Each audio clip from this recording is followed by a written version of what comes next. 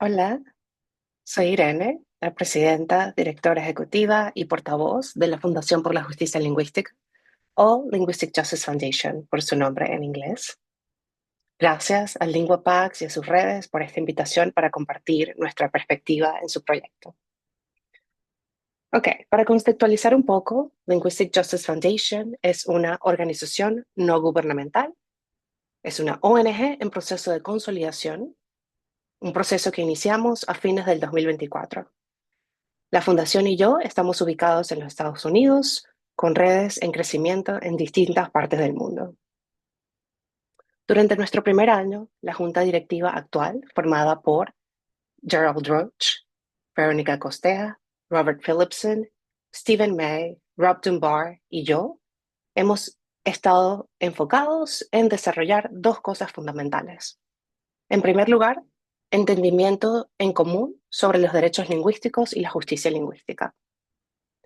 Hasta ahora hemos desarrollado y publicado 4 recursos educativos comunitarios en lenguaje claro, accesible y fácil de entender, titulados ¿Qué son los derechos lingüísticos? ¿Qué es el imperialismo lingüístico? ¿Qué es el racismo lingüístico? ¿Y qué es un movimiento por la justicia social? Todos estos recursos están disponibles en nuestra página web. En segundo lugar, hemos desarrollado acuerdos mutuos para guiar nuestra relación. Me siento súper orgullosa de estos primeros pasos porque se han tomado con intención, despacio y con cuidado, y con absoluta independencia, sin depender de ni responder a nadie en el poder.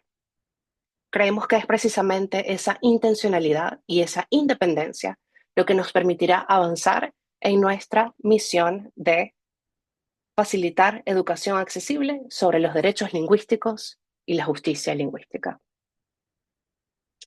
Así que aquí estamos, a fines del 2025, un año después de haber comenzado a crear la fundación y aún en proceso de consolidación, y con la misma visión de co-crear un mundo en pro de la justicia lingüística para todas las personas. Nuestro mensaje reiterado sobre nuestra intencionalidad e independencia nos ha permitido atraer una amplia gama de profesionales, investigadores y activistas en todo el mundo, cuyos valores y compromisos se alinean explícitamente con los nuestros. Poco a poco hemos estado construyendo una amplia comunidad de práctica y aprendizaje dedicada a promover la rendición de cuentas en materia de derechos lingüísticos y al avance de la justicia lingüística para todas las personas. Creemos que nuestro rol de facilitar la comprensión pública sobre los derechos lingüísticos y sobre cómo se puede lograr la justicia lingüística es un factor determinante para lograr el respeto y la protección sistemática de estos derechos. Hoy en día, el conocimiento sobre los derechos lingüísticos y la justicia lingüística sigue fuera del alcance de la mayoría de las personas. Y cuando digo la mayoría de las personas, me refiero no solamente a quienes sufren directamente por las vulneraciones de sus derechos lingüísticos, sino también a quienes pueden causar daño sin intención porque no saben todavía de qué se tratan estos derechos, e incluso observadores o posibles aliados que aún no ven lo que está pasando o no saben cómo ayudar. A ver, ¿estarían de acuerdo conmigo con que el conocimiento sobre los derechos lingüísticos suele quedar encerrado en entornos académicos complejos y en instrumentos jurídicos? En la Fundación creemos que esto no debería ser así y estamos trabajando para que ese conocimiento sea liberado. Porque sin facilitar esa comprensión pública sobre los derechos lingüísticos, no podemos respetar esos derechos. Y sin personas, sistemas y estructuras que protejan esos derechos, no podemos crear justicia lingüística para todas las personas. Es por eso que estamos desarrollando nuestra comunidad de práctica y aprendizaje a través de nuestro compromiso por los derechos lingüísticos, o Language Rights Pledge, por su nombre en inglés. A través de este compromiso, estamos invitando a todas las personas que quieren apoyar nuestro trabajo a comprometerse con 3 cosas. Primero, a identificar violaciones de derechos lingüísticos. Segundo, alzar la voz en defensa de los derechos lingüísticos. Y tercero, a participar en comunidades de práctica y aprendizaje. Tal vez muchos de ustedes ya estén haciendo esto. Si es así, genial. O tal vez están pensando en comenzar. Y para quienes todavía no, miren a su alrededor. Nunca ha habido un mejor momento para comenzar. De cualquier modo, es muy poderoso comprometerse públicamente con tus valores y unirte a una comunidad que comparte esos mismos valores. Así que bueno, en esta primera parte quería darles un poquito de contexto sobre quiénes somos en la fundación y el trabajo que hemos estado haciendo desde el 2024. En los próximos minutos abordaré un par de preguntas que LinguaPax compartió conmigo con antelación y mis observaciones en representación de la fundación.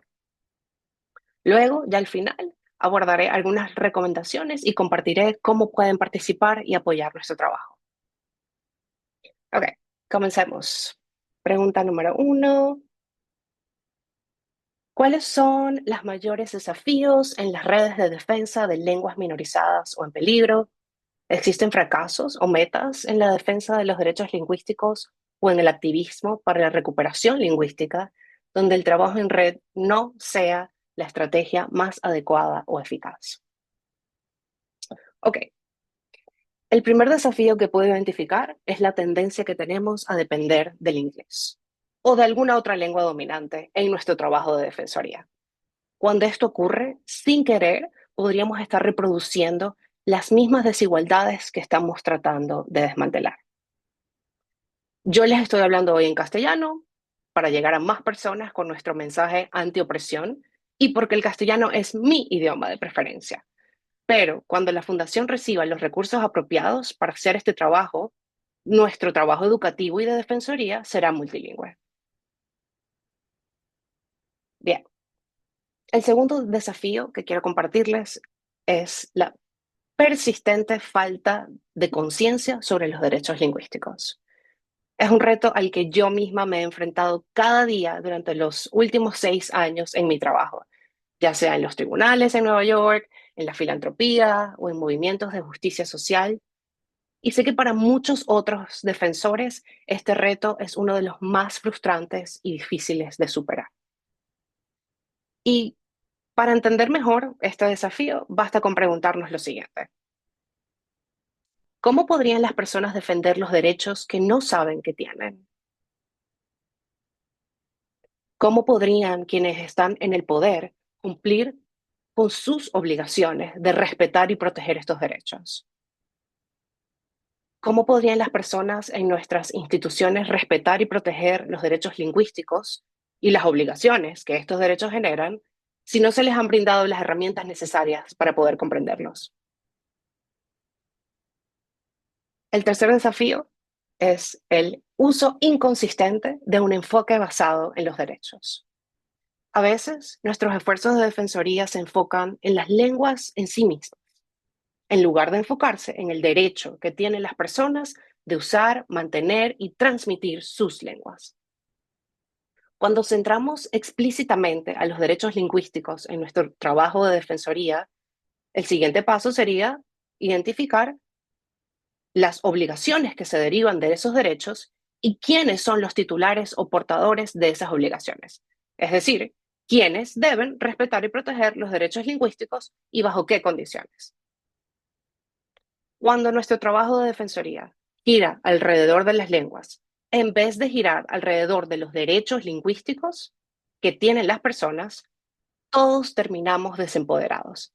Las comunidades con las que trabajamos y nosotros mismos, quienes estamos haciendo el trabajo, incluso cuando tenemos las mejores intenciones.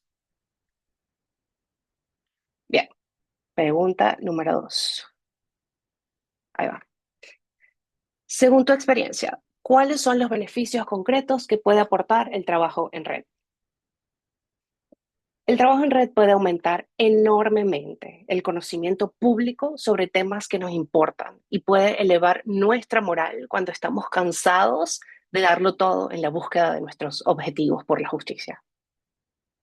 El trabajo en red también nos ayuda a fomentar la solidaridad, nos ayuda a forjar lazos de conexión y compromiso mutuo. Colaborar en red nos ayuda a encontrar nuestra comunidad de pares. nuestra tribu, especialmente dentro de movimientos de justicia social que a veces pueden sentirse aislantes o incluso desalentadores para quienes luchan por los derechos lingüísticos y la justicia lingüística. El trabajo en red nos permite compartir experiencias, conectar luchas locales con luchas globales y fortalecer nuestra determinación colectiva. A nivel personal, puedo compartirles que yo conocí a mi persona favorita en todo el mundo gracias a la defensa por los derechos lingüísticos, y es precisamente por nuestra conexión tan fuerte y nuestro compromiso el uno con el otro que hemos podido seguir construyendo nuestro movimiento de justicia social por la justicia lingüística. Así que bueno, por todas esas razones, el trabajo en red es algo maravilloso. Pero creo que la pregunta realmente que debemos hacernos aquí es, ¿el trabajo en red es suficiente para promover la rendición de cuentas por los derechos lingüísticos? Pues depende, ¿verdad? Desde una perspectiva de justicia lingüística, el trabajo en red estratégico puede ayudarnos a desarrollar entendimientos mutuos sobre lo que significa la justicia lingüística para distintos grupos. Por ejemplo, ¿qué significa la justicia lingüística para las personas sordas? ¿Qué significa la justicia lingüística para las minorías lingüísticas y los pueblos indígenas? ¿Qué significa para las personas neurodivergentes? ¿Qué significa para las personas refugiadas y los solicitantes de asilo?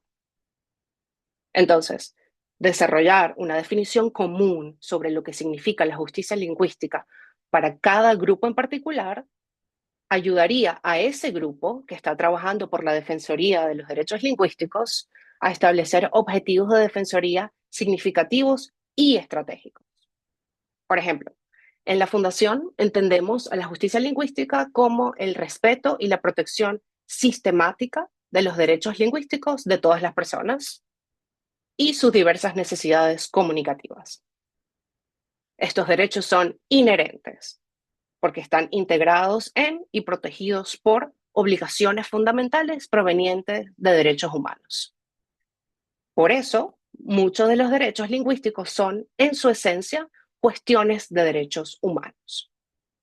Dado que este es nuestro entendimiento común en la Fundación de lo que significa la justicia lingüística, hemos sido intencionales y hemos compartido recursos educativos comunitarios sobre este tema para fomentar la conciencia pública y desarrollar entendimientos comunes, fortalecer alianzas que promuevan la rendición de cuentas por el respeto y protección de estos derechos. Entonces, ya para cerrar con esta segunda pregunta, el trabajo en red se vuelve significativo cuando es estratégico, cuando construye entendimientos mutuos, cuando se traduce en acción colectiva y cuando fortalece las estructuras de responsabilidad y rendición de cuentas. De lo contrario, se corre el riesgo de que este trabajo en red quede solo al nivel de conectar personas, en vez de permitir la conexión de personas para generar transformaciones sociales necesarias. Bien, pasamos a la parte de las recomendaciones. Para fomentar el capital lingüístico y revertir la crisis de diversidad lingüística, la Fundación recomienda: primero, utilizar un enfoque de defensoría que gire alrededor de los derechos lingüísticos, dentro del marco de los derechos humanos, donde se identifiquen claramente quiénes son los titulares de estos derechos, quiénes son los titulares de las obligaciones y cuáles son las violaciones de los derechos lingüísticos. Segundo, reconocer la interdependencia de todos los derechos humanos y centrarse en las personas más vulnerables. Tercero, construir comunidades de práctica y aprendizaje basadas en la inclusión, la apertura, la diversidad y el pluralismo. Cuarto, garantizar la participación y la rendición de cuentas en todos los sistemas y estructuras. Quinto, construir relaciones basadas en la confianza y en compromisos explícitos para avanzar con la rendición de cuentas sobre los derechos lingüísticos. Y por último, centrar a las personas y a su bienestar, incluyendo el bienestar de las personas que están haciendo el trabajo de defender los derechos lingüísticos.